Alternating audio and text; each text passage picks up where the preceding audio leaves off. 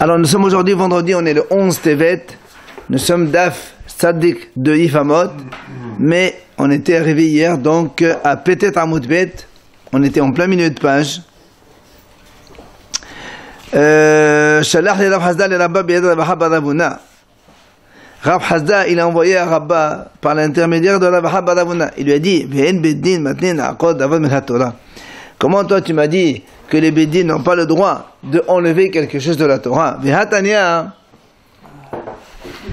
il y a une braïta qui enseigne. Pardon. Mais rappelez-vous, on en a parlé hier, donc à la fin. Quand un homme il épouse une fille petite, dont le mariage n'est pas Ménatora, ça veut dire que c'est la mère ou les frères qui l'ont mariée. Et on a dit que la fille jusqu'à 12 ans, elle peut faire mi'oun. Le problème ici, c'est que la fille, elle est morte avant d'atteindre cet âge. Donc on ne sait pas si c'est vraiment sa femme ou si elle a voulu faire mi'oun. Bet Shammai Omrim, donc, alors, si maintenant elle est morte, est-ce que le mari il peut hériter de cette femme, oui ou non? Alors à partir de quand? Bet Shammai Omrim Mesheta'amod Beqomata. Dès qu'elle arrive à son âge de puberté, c'est-à-dire elle arrive à 12 ans et elle reste avec lui. Ou Bet Hillel Omrim Meshetikanes la Choupa. Bet Hillel disent, dès qu'elle rentre à la Choupa, même si elle est encore petite, elle fait la Choupa avec lui, ça y est, elle est sa femme et il peut l'hériter. La Rabbi Eliezer domaine Meshete Baal. Donc Rabbi Eliezer lui dit Meshete Baal, c'est-à-dire dès qu'elle a la relation, ça y est, c'est consommé et donc elle est devenue sa femme et donc il l'hérite au cas où elle meurt, même si elle est petite. Viyosha, donc il peut l'hériter. Ometamela, ici c'est un Kohen le monsieur, eh bien ils seront impurs pour elle. Et elle mange grâce à lui la trouma. C'est-à-dire si elle est mère avec un Kohen, même si elle est petite et que le mariage il est que seulement des Chachamim, elle mange quand même la trouma. Alors la Gemara pose une question. Quand Bet Shammai ils ont dit que le mari peut hériter de cette femme dès qu'elle atteint l'âge de la puberté, même s'il n'y a pas eu choupa, nous on sait très bien que quand il n'y a pas eu choupa, on a déjà vu avant qu'une femme, même elle est grande, si elle est fiancée seulement avec un Kohen, elle n'a pas le droit de manger la terouma. Alors comment ils disent ici, dès qu'elle atteint l'âge de la puberté, sans mariage, et mal, elle rectifie, mais c'est un mot de komata ou tekanes la choupa. Dès qu'elle atteint l'âge de la puberté, et aussi elle fait la choupa.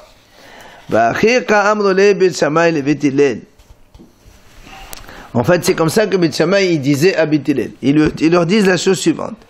Vous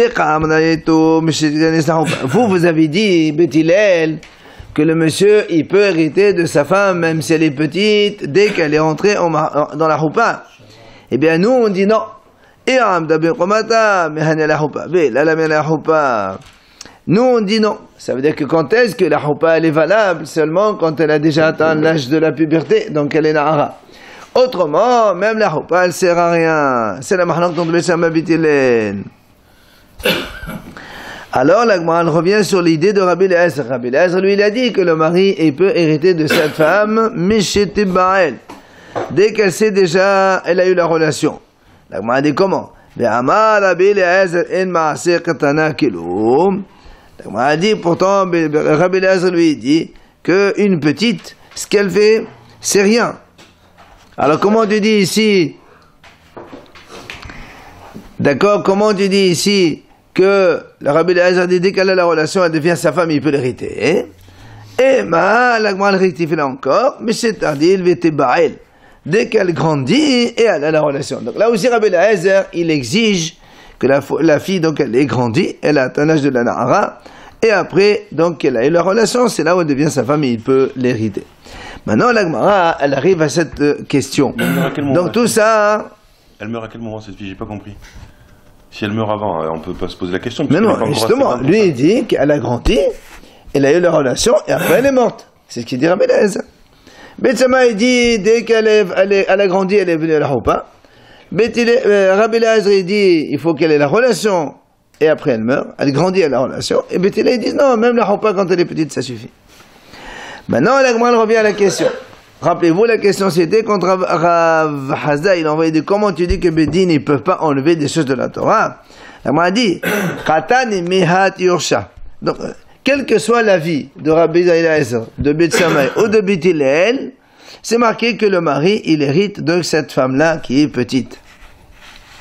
En tout cas, dont le mariage n'est pas Minatora, puisqu'on a dit que c'est une fille qui a été mariée petite par sa mère ou ses frères, n'est-ce pas?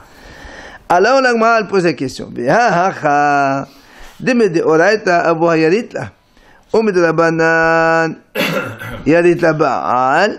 la Gemara pose la question. Il dit, selon la Torah, cette fille donc elle est considérée comme non mariée, n'est-ce pas? On avait dit, selon la Torah, elle n'est pas mariée. Pourtant, si elle meurt, qu'est-ce qu'on a dit? Qui c'est qui l'hérite? C'est le mari. Mais selon la Torah, le mariage n'est pas mariage. Elle n'est pas mariée, cette fille. Normalement, quand elle meurt, cette fille, c'est son père et ses frères qui vont l'hériter.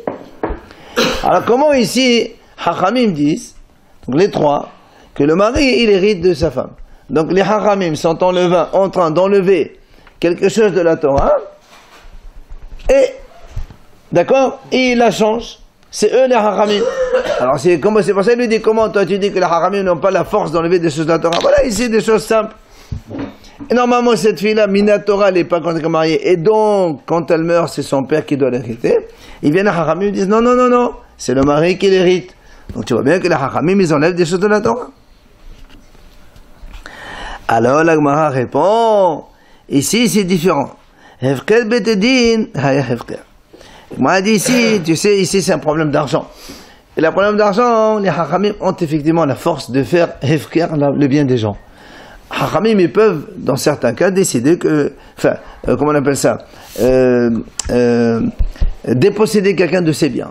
Le Hachamim, le Bédin, il a la force de faire cela. C'est pour ça que là, on a dit que le mari peut l'hériter. Comme des Amar Rabbi Ishaq. Minayin shehefker Bédin haya hefker. D'où on sait que le hefker d'un bédin, il est valable. Quand des bédins, ils font donc déposséder quelqu'un de son bien, et le rendent hefker, ça marche. Chez Neymar, on a vu ça dans le Passour. Kol asher lo yavol l'shloshet hayamim ba'asat hasadim hazikanim, yahoram kol rechusho vehu yibadel mikahal hagola. Quand Ezra a souffert, il est remonté en Israël après les 70 ans d'exil. Il a dit aux Juifs là-bas à Babel, tout celui qui ne monte pas à Yerushalayim dans les 3 jours qui viennent, eh bien, tout son bien, il sera, donc, Yahoram Herem, c'est-à-dire, il sera dépossédé de son bien, et il ne sera plus considéré parmi l'Assemblée d'Israël. Donc, ça, c'est une preuve comme quoi le Bédin, il a la force de déposséder des biens de quelqu'un, et de le rendre Hefker. Comme chez nous, ici, dans la K'tuba. Et là, on ramène une autre référence. Rabbi Elazar Amar Mehacha. Rabbi Elazar, il a dit, on apprend ça d'un autre endroit.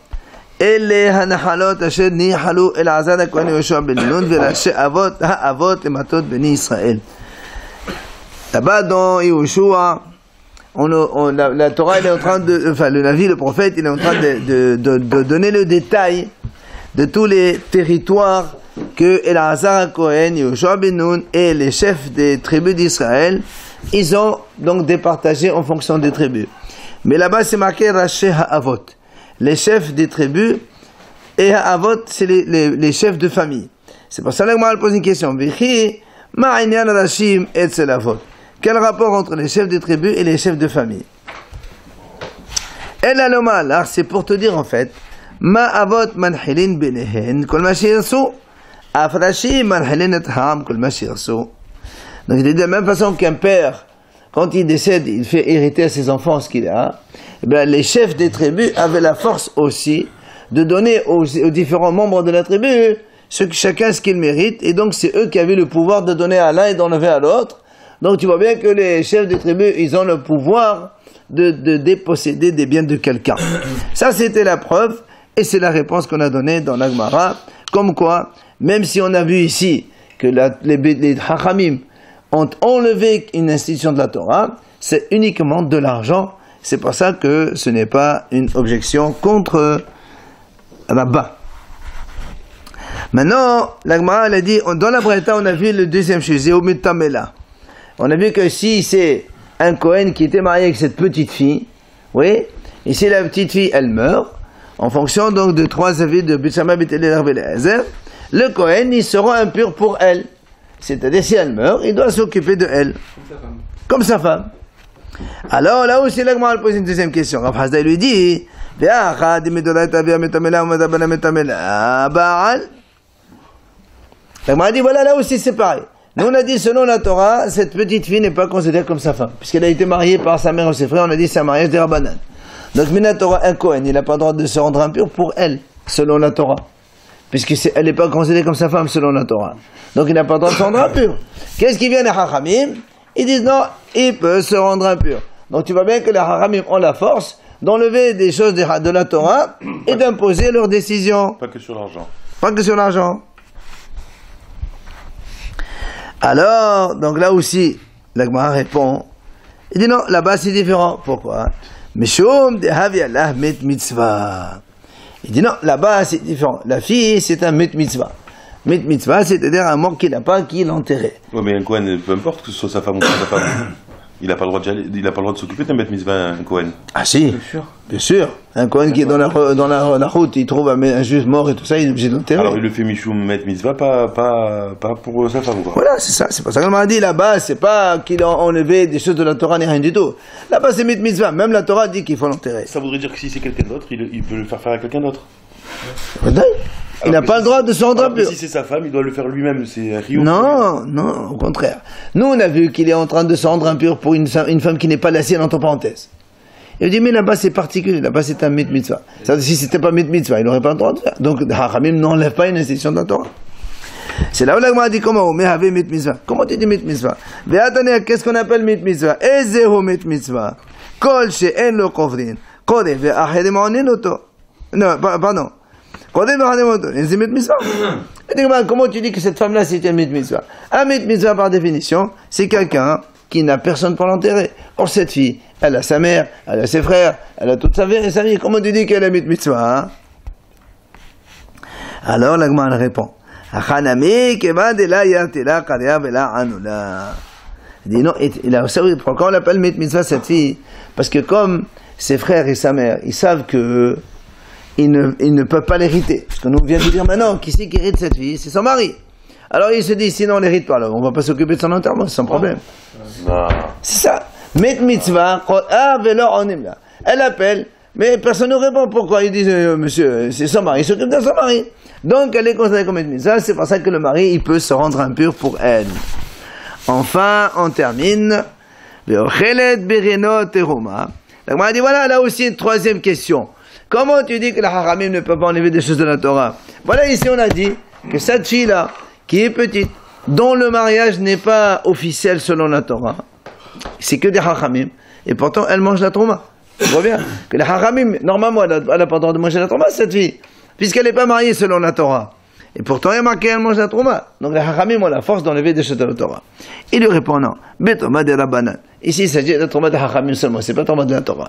Donc, dans les trois preuve que Rav Hasda voulait montrer contre Rabba, il lui a repoussé. C'est quoi la Trouma d'être C'est quoi la différence avec la Trouma de Oraita? La Trouma de la Torah, c'est par exemple la Trouma Mina Torah, la Trouma il faut le prélever uniquement sur Dagan, Terosh, Vishar, des céréales, l'huile et les raisins. Hachamim ont rajouté tous les autres fruits. Donc celle-là elle ne peut pas les manger, mais par contre tout le reste c'est bon. Oui. Non. Celle-là elle peut manger, le reste non. Mais elle peut pas manger celle de la Torah. Tashma, l'Agma, elle vient nous ramener ici. Achal todomat mea. Si quelqu'un, sans faire exprès, il a mangé tromat mea. Meshalem holin tehorin. Vous savez que quand quelqu'un il mange la trauma, d'abord si c'est une trauma normale, pure, quelqu'un il mange la trauma, s'il a fait exprès, il est hayamita, un juif, parce que le Kohanim, c'est eux qui la mangent. Donc, si quelqu'un mange la trauma pure, si il a fait exprès, il doit donc hayamita. Si maintenant il n'a pas fait exprès, la halakha dit, il doit payer le prix de ce qu'il a mangé et il rajoute 25%. Ce qu'on appelle hamishito, mais c'est hamishit milva, donc c'est 25%. Alors, comment il paye? Est-ce qu'il est obligé d'amener de la trauma aussi? Il dit non, il apporte holin. Par exemple, il a mangé 1 kilo de dattes, trauma, qui est donc Torah, sans faire exprès. Il doit payer 1 kilo de dattes. Il achète au marché 1 kilo de dattes holin, normal. Il les paye au Kohen. Et quand il les paye au Kohen, il devient trauma. Ils prennent le statut de trauma. Maintenant, la Gemara dit là-bas, achat truma temea. Si quelqu'un, il a mangé une truma temea, par exemple, il a des dates, mais qui sont tamées, c'est une truma temea. Normalement, il faut les donner au Kohen, mais le Kohen, il doit les brûler, il ne doit pas les manger, il faut les brûler. Alors, qu'est-ce qu'il fait? La Gemara dit, meshalem holin tehorin. Là aussi, il doit payer holin tehorin. Il achète 1 kilo de date, il lui donne tahor. Si maintenant, si maintenant ce monsieur, il a payé holin tamé, impur, est-ce que c'est valable ou c'est pas valable?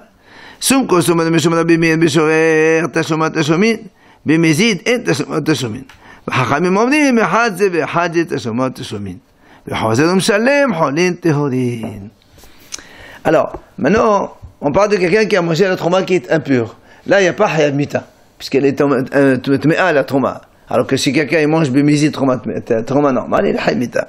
Donc, le Gemara dit comme ça. Si un monsieur il a mangé trauma tamé, ok, il a payé avec holin tme'im, des choses impures.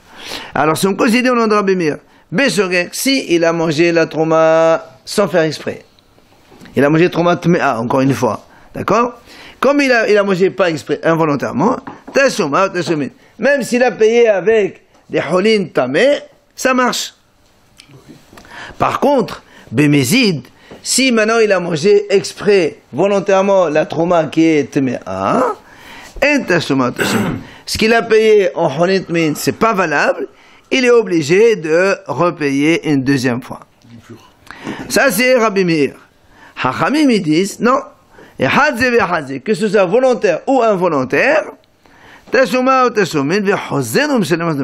ce qu'il a donné, il a donné, et il est obligé de repayer de nouveau. De toute façon, pourquoi il devait les brûler?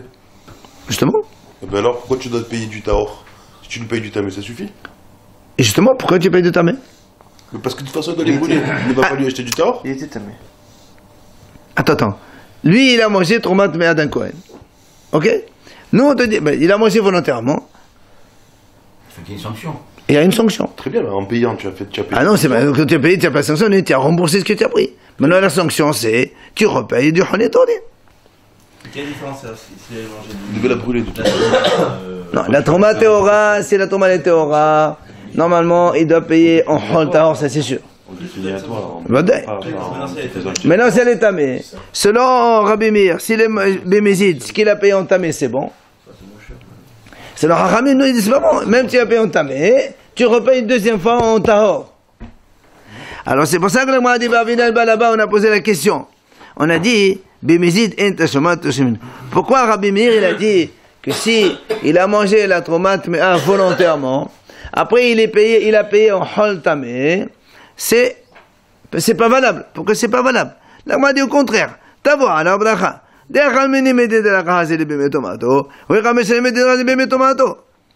Gemara pose une question, elle dit, je comprends pas. Ce monsieur, qu'est-ce qu'il a mangé? Il a mangé quoi? Trauma téméa, n'est-ce pas? La trauma téméa, qu'est-ce qu'il fait avec le Kohen? Brûler. Il vient le monsieur, il lui paye holin tmeim. Holin tmeim, qu'est-ce qu'il fait avec le Kohen? Il les mange. Quand il est tamé, il mange holin tmeim. Alors, je te prends quelque chose que tu vas brûler. Je te paye quelque chose que tu vas manger. Et tu me dis, Rabbi Meir, c'est pas valable. Ça n'a pas de sens. C'est pour ça, il vient Rabat, il dit non, il manque là-bas quelque chose qu'il faut rajouter. Comment? Si quelqu'un il a mangé trauma téméa, mais Shalem kol dehu, il paye ce qu'il veut. C'est pour ça que maintenant on rectifie. Tu payes tahor, holin tamé ou tahor, ça n'a pas d'importance, parce que de toute façon le Kohen il va les manger. Comme on vient de poser la question. Par contre, si quelqu'un a mangé trauma tehora, sans faire exprès, Mishalem holin tehorin. Là, il est obligé de payer holin tehorin. Si maintenant, Shalem holin temeim, s'il a payé des holin temeim, qu'est-ce qui se passe? C'est là où on a la mahlok d'entre Somkos, donc on entre Rabbi Meir. Somkos somen, Meshomat Bimen, Bishorat, Somat Shomen, Bezit, Enta Somat Shomen. S'il a mangé involontairement, non volontairement, même s'il a payé entamé, c'est pas grave. Mais s'il a mangé exprès, c'est le paiement, c'est pas valable.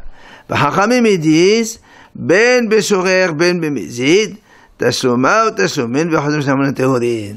Donc Hachamim ils disent comme ça, ce monsieur qui a mangé de la trauma tehora, que ce soit volontaire ou involontaire, il peut payer Donc, il paye. Donc, s'il a donné en tamé, c'est donné, mais il doit repayer en tahor une deuxième fois. Tout ça, c'est la Braïta. Maintenant, la Gemara pose la question. La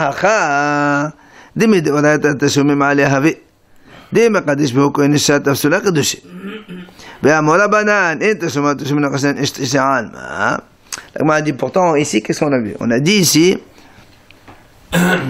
lorsque Rabbi Meir a dit que s'il a mangé volontairement de la Trouma Tehora, il a payé Holin Temein, il a dit le paiement c'est pas valable. Rabbi Meir dit c'est pas valable. La Gemara dit comment tu dis que c'est pas valable? Minatora, le paiement il est valable. Pourquoi il est valable? Parce que nous on sait quand quelqu'un il a donné Holin Temein,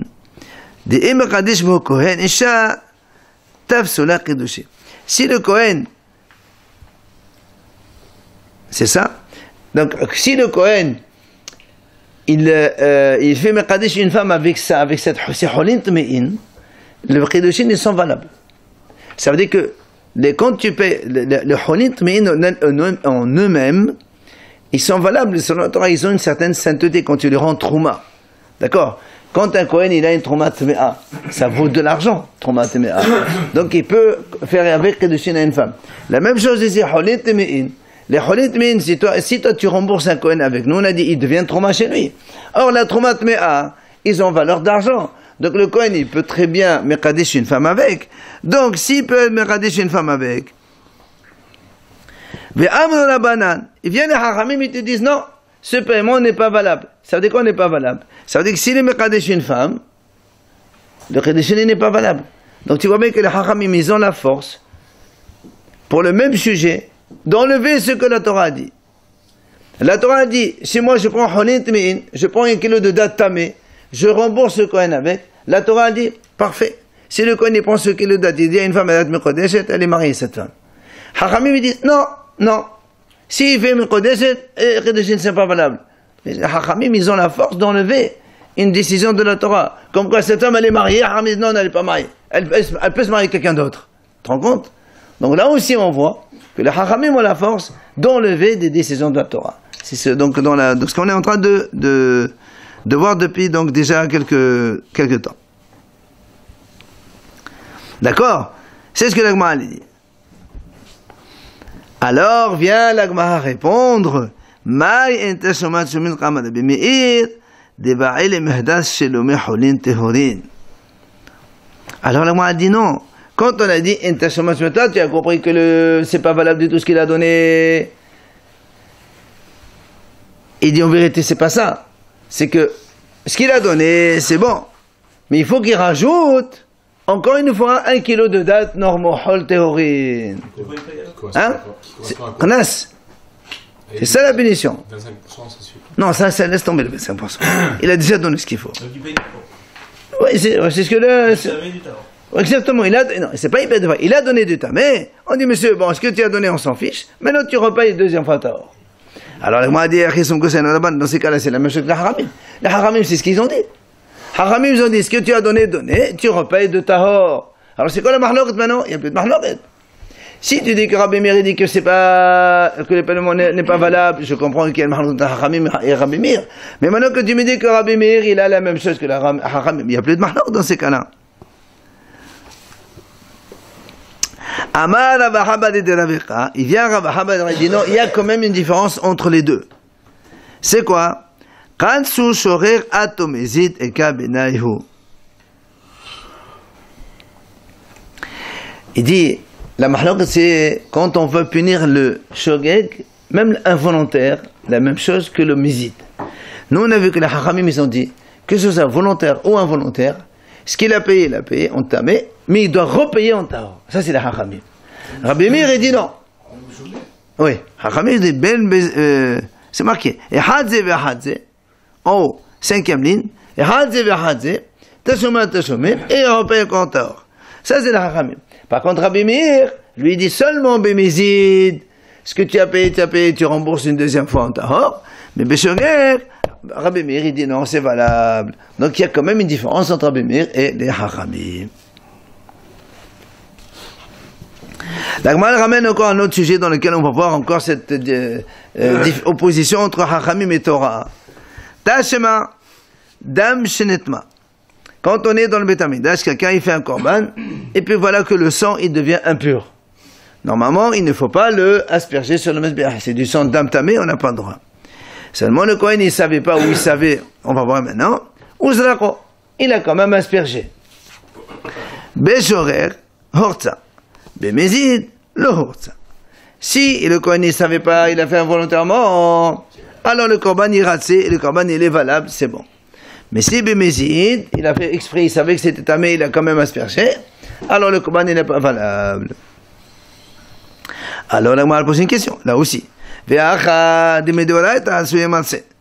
Il dit pourtant ici, selon la Torah, même si c'est Bemezid, le korban il est valable. Oui.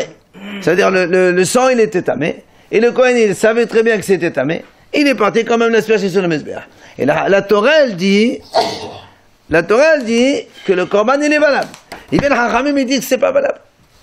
Hachamim dit si c'est Bemezid, c'est pas valable. Donc tu vois bien la force des Hachamim de contrer la Torah. On a vu dans la Torah, des Tanya. Comme la Braïta l'enseigne, elle dit comme ça, Alma hasis manatse. Sur quoi le tzitz, il agrée le korban, c'est al haddam, ve'al habasar, ve'al ha'helef shenetma, ben beshorer, ben bemezid, ben be'ones, ben berason, ben be'yahid be'betzebur, ve'amdela badanu osa, ve'adam ya'in honen azara. Donc tu vois bien que la Braïta dit comme ça, si le sang, ou la viande, ou la graisse interdite, il devient tamé, ok, dans le Beth Amikdash au cours de faire le sacrifice, que la Toum'a elle était, que ensuite on les a offerts au Beth Amikdash sur le Mezbeach, involontairement ou volontairement, Ones ou Beratson, Yahid ou Tzibur, quel que soit le korban, il y a marqué le tzitz meratze, ça veut dire que le tzitz, le fronton que le Kohen Gadol portait, ça pardonne et on peut donc asperger cela. Donc tu vois bien que selon la Torah, même si c'est Bemezid, le Kohen il a aspergé exprès, volontairement du sang impur, ça marche. Il vient les Hachamim, ils disent non, l'or ça, c'est pas valable. Quand c'est pas valable, qu'est-ce qu'on fait? Le propriétaire il apporte un autre korban. Imagine, moi, je dois apporter un korban hatat. J'amène, et le sang, il devient tamé. Le Kohen, il m'appelle, monsieur, voilà, il y a un problème. Le sang est devenu tamé, il faut que tu apportes un autre. Selon la Torah, je suis acquitté. Ça y est. Parce qu'on a dit que même si c'est volontaire, le korban, il est agréé. Viennent les hachamim et disent, non, non, monsieur, apporte un autre agneau. Quand j'apporte un autre agneau, alors que je ne dois pas apporter, ça s'appelle, tu apportes un hol dans le Beth Amikdash. C'est un sourd.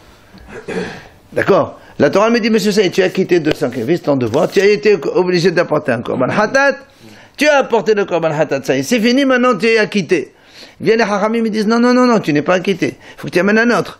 Si j'amène un autre, selon la Torah, cet autre animal, il est hol. Tu peux pas sanctifier, tu peux pas apporter un korban hatat en plus. Hatat, c'est quand on a fauté. Si tu n'as pas fauté, tu peux apporter shlamim si tu as envie. Là, on parle de korban hatat. C'est pas ça, il dit, de kamal. Tu apportes un korban hol dans le Beth Amikdash. Comment c'est que c'est hatat? On parle de ce cas-là. Puisque la Gemara a dit n'importe quel korban. Elle n'a pas dit quel korban.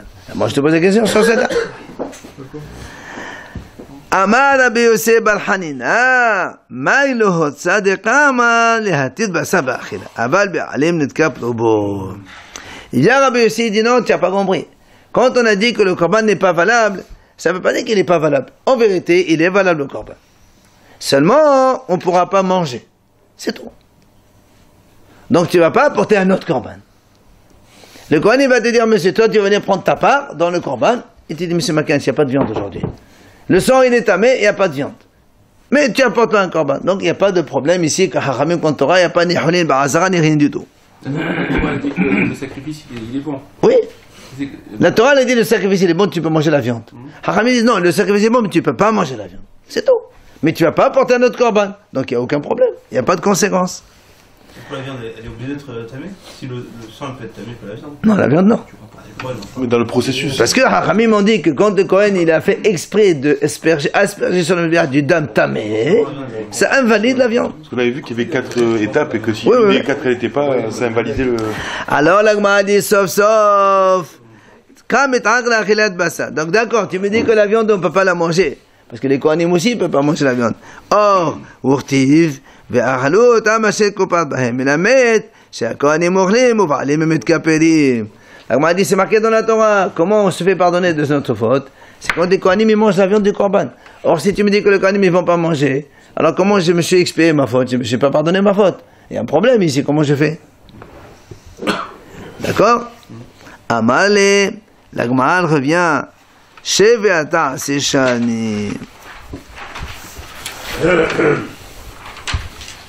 La Gemara dit ici on parle Sheveata, ça veut dire que quand les Hachamim, ils ont le droit d'aller contre la Torah, mais seulement en étant passif, pas en étant actif. Tu fais quelque chose contre la Torah. Ici par exemple on te dit voilà, tu as fait asperger du sang impur. On te dit juste tu manges pas la viande. Tu vas pas faire quelque chose contre la Torah. Tu ne fais pas. Chez Beata, c'est Hachamim, ils ont la force de faire ça. Il ne peut pas amener un korban. Voilà, tu peux pas faire un truc contre, activement contre la Torah, ne fais pas. Mais passivement, Hachamim, ils ont la force de faire ça. Comment ils vont être expliqués comment la truc la Hachamim, ils ont la force de te dire, il n'y a pas besoin. Donnez-nous l'autre pour qu'il soit pardonné.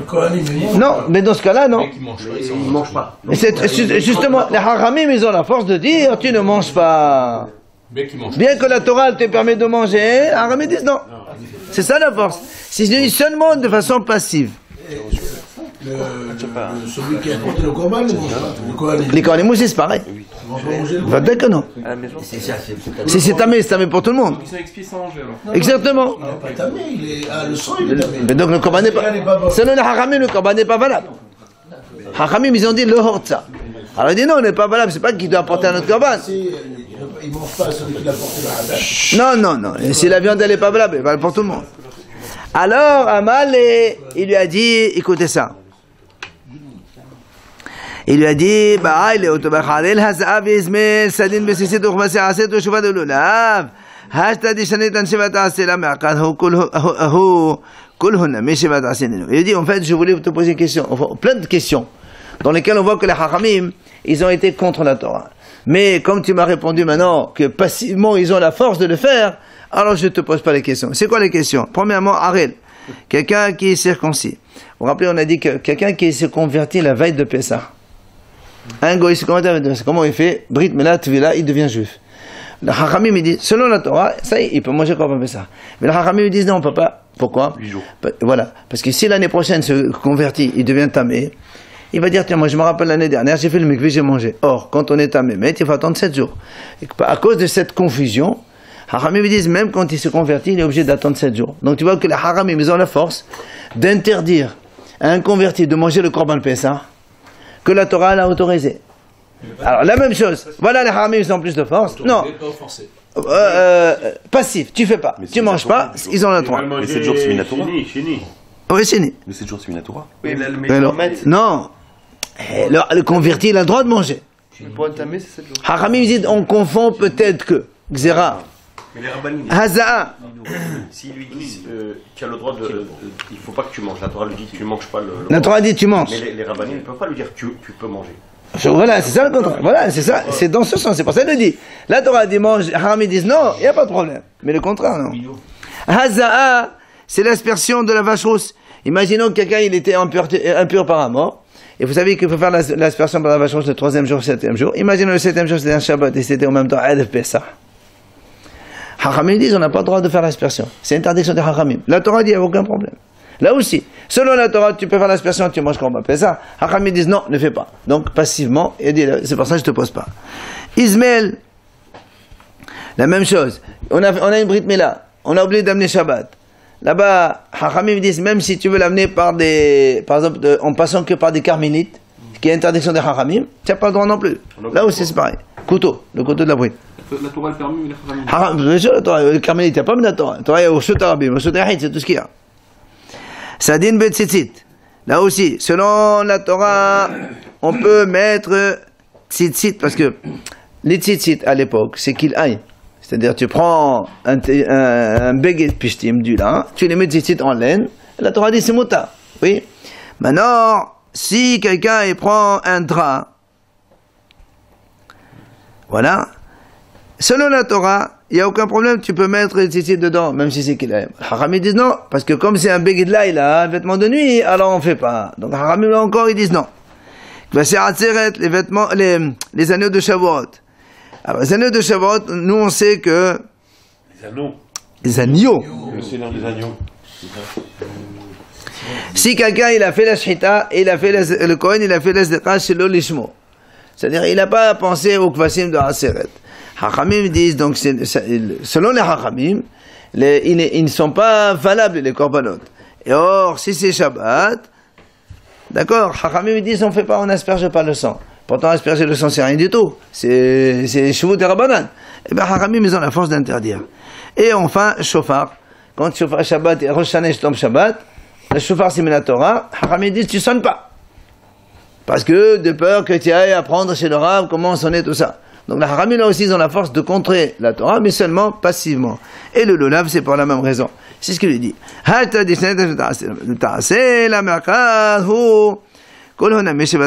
Tout ça c'est Shevat, c'est pour ça que la Haramim ils ont la force de enlever. Tashma l'Agma dit, j'ai encore une autre objection. Voilà pourtant c'est marqué dans la Torah. Et là, Tishmaon, vous devez l'écouter. On parle du Hacham ou du Navi. C'est-à-dire, אפילו אומר לך עבוד על אחד מכל נושא של התורה, כי עונה לו בעל הכרמל, הכל לפי שעה שמע לו. Toi, tu m'as dit que seulement quand c'est passif, on ne fait pas contre la Torah. Pourtant, ici, la Torah dit, tu dois écouter le Navi, tu dois écouter le Hacham. Et nous, on a vu qu'il y a un Navi, alors qu'il n'y avait pas de Beth Amikdash. Il a fait un korban de Hadakalmen avec le propre des Baal, tout ça, là, les deux bœufs. Il a fait un korban. En dehors du Beth Amikdash, ce qui est absolument interdit. Ah voilà, c'est actif. La Torah dit que c'est assour, il est en avis, c'est permis de le faire. Il est pour montrer la force de Dieu, là. C'est ce qu'il a dit. Il dit non, là-bas c'est marqué dans la Torah, c'est-à-dire, quand un avis te dit quelque chose, il faut l'écouter. Alors, on m'a dit, dans ces cas-là, dans ces cas-là, dans tous les cas, on peut l'écouter. Même s'il nous dit dans d'autres domaines. Il dit non. Là-bas, juste, c'était exceptionnel, où il est un avis, il voulait faire les séparations entre l'Avodah Zara et l'Ibn Israël. C'est à part. Tashma, l'Agma vient encore une fois. Elle nous amène un enseignement. Bittelo mevotal devre rabbi. Rabban Shimon Gamliel Omer, eno yachol lo levatlo velo lehosef atnao. Il dit comme ça, si quelqu'un il a envoyé un guet à sa femme, et après, en plein milieu, le shaliach n'est pas encore arrivé, lui-même il est parti voir le shaliach, où il a attrapé sa femme avant, il lui dit, écoute, le guet que je t'ai écrit, tu l'as pas encore reçu, alors il est nul, je l'annule. Rabbi dit, c'est valable. Rabban Shimon Gamliel dit non monsieur, c'est pas valable. On ne peut pas ni annuler, ni rajouter quoi que ce soit. Tu as donné, tu as envoyé un guet, c'est terminé. Pourquoi? Parce que sinon, à quoi ils servent le bédine? Si tu fais un acte avec le bédine, après tu viens toi-même, tu dis voilà, j'annule. Alors c'est quoi la force du bédine? Le guet, c'est le bédine qui le font écrire. C'est obligatoirement le bédine? Heureusement. On n'a pas vu que c'est quelqu'un qui peut l'écrire comme ça? Non, parce qu'il faut passer devant quelqu'un pour que tu donnes bien le guet comme il faut. C'est pas... Non, n'importe. Un bédi, un rave qui sait comment faire. Alors, le guet, il dit voilà ici pourtant, selon la Torah, on a le droit d'annuler. Quelqu'un, il a fait un contrat, il peut l'annuler. Et toi, qu'est-ce que tu me dis? Non, sinon, c'est quoi la force du bédine? Alors, le Hamim dit, à cause de ça, il ne peut pas annuler. Donc, tu vois bien que les bédines, il a la force de contrer ce que la Torah l'a fait. Alors, le mal répond. Il dit non. Il dit, c'est pas un problème. Parce qu'ici, quand on se marie avec une femme, comment on dit? On est c'est comme les Hachamim ont dit. Donc, comme les Hachamim eux-mêmes ont organisé un peu le mariage, alors ils ont la force aussi de l'annuler ce mariage comme ils l'entendent. Amar li Rabina li Ravashi. Hatina hadi Qadish bechaspa. Qadish bebia ma'ikal limimar. On m'a dit très bien, si ça c'est valable, tu m'as dit que les Hachamim ils ont la force d'annuler un mariage quand il est fait avec de l'argent.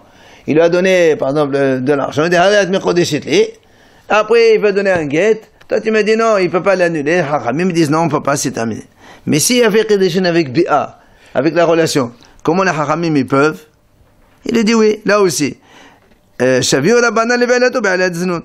Haramim considère que cette relation comme une relation interdite, et ça vaut rien du tout. C'est quoi? C'est rien du tout. Ça veut dire ce qu'il a fait, c'est zéro. La relation, elle n'est pas considérée comme Kedushin. C'est quoi, il va avec elle, il a Parce que le problème qu'on a dit, nous, il a donné un guet. Après, il peut l'annuler. La Torah dit, Haramim dit, tu ne peux pas l'annuler. Mais ça te met, tu ne peux pas l'annuler. Comment il y a Kedushin et tu me dis que je ne peux pas. Ils vont contre la Torah. Je dis oui, c'est pas contre la Torah. Parce que Haramim eux-mêmes ont instauré de faire ça. Tashma Amar Rabbi Elazar ben Yaakov.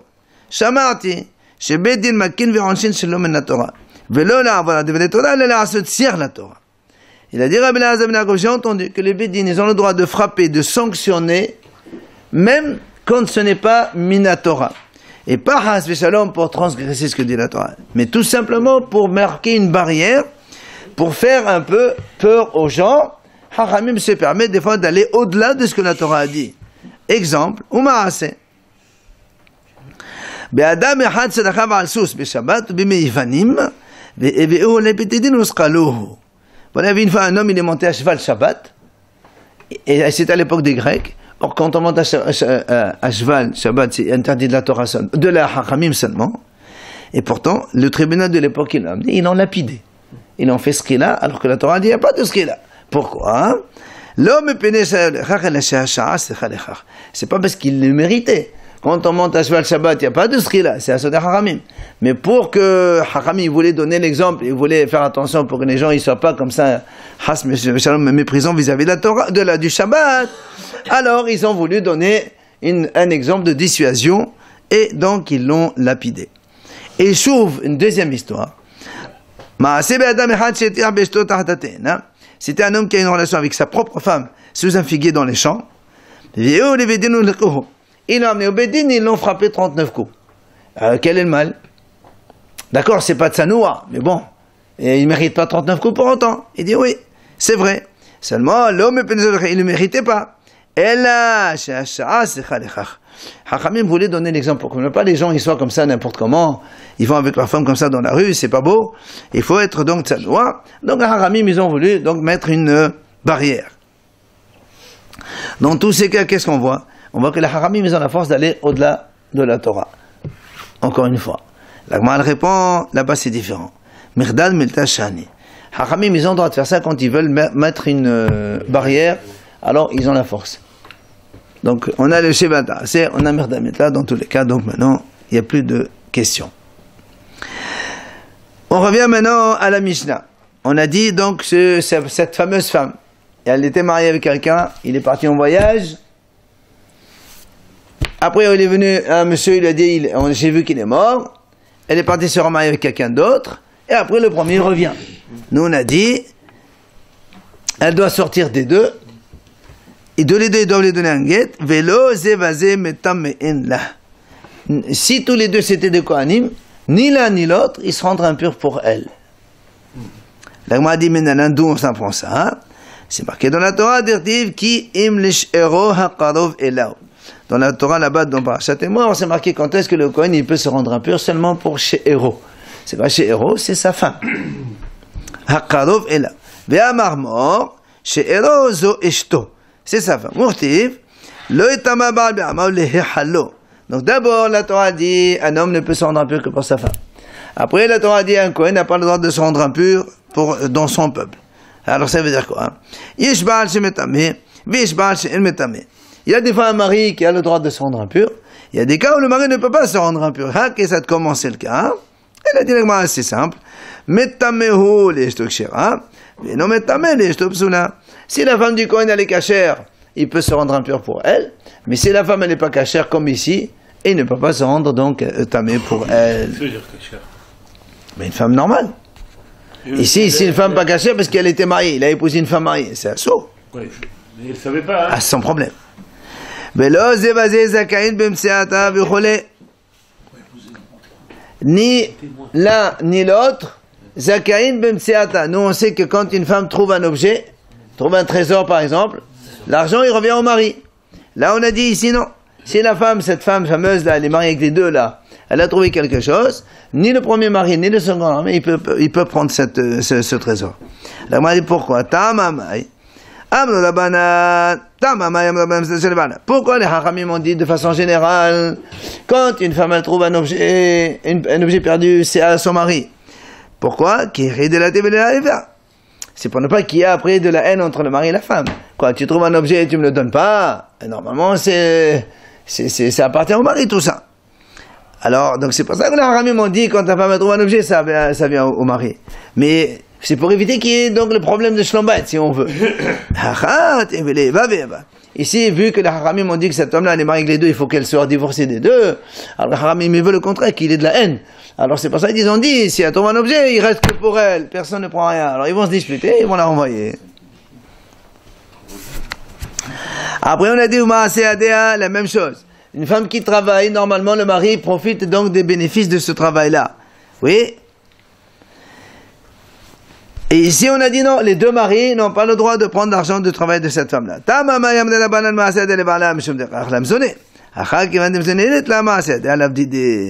Il dit là aussi, de façon générale, pourquoi le mari il prend l'argent du travail de sa femme?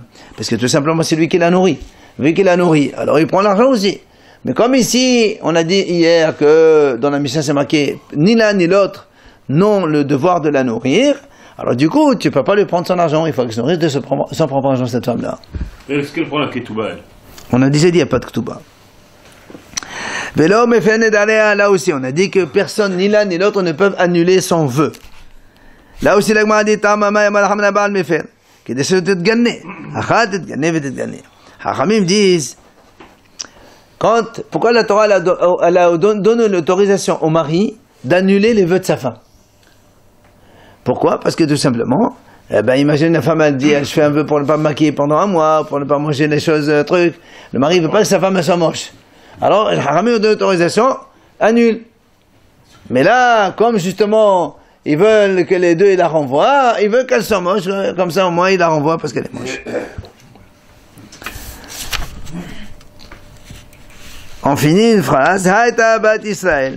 Si cette fille-là, c'est une fille d'Israël, Nefsela Menakeuna, vu qu'elle a une relation avec un deuxième mari, alors que son mari était encore vivant, elle est pas saoule, elle ne peut plus se marier avec un Kohen. La Gemara dit, pshita, c'est évident, qu'est-ce que tu m'apprends? C'est une relation interdite qu'elle a eue, cette femme. Donc c'est pas chouette qu'elle est Psula Menakeuna.